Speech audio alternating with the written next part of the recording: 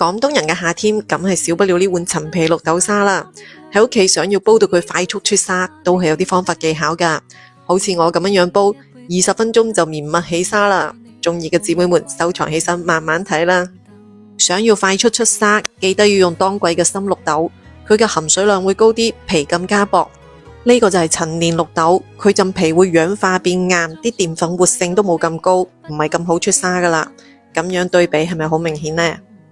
第二個關鍵點，綠豆唔使提前浸泡噶，先煲滾啲水，再嚟洗綠豆，趁佢未反應過嚟嗰時，倒入滾水度，咁樣快速嘅熱醬腩粟好快開花噶。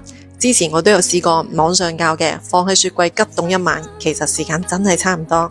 放一塊靚陳皮，和一和啲寒氣，冚蓋先大火煲佢15分鐘。開蓋睇下先，嗱，第一批綠豆殼已經浮晒起身啦，用個濾篩撈起啲殼啦。冚蓋再大火煲多佢3-5分鐘，重複2-3次，啲綠豆基本上就開晒花噶啦。綠豆殼都唔使全部撈晒，留翻啲可以增加口感。俾碗提前泡發好嘅蓮子，呢個薯粉粒呢就糖水鋪度學翻嚟嘅。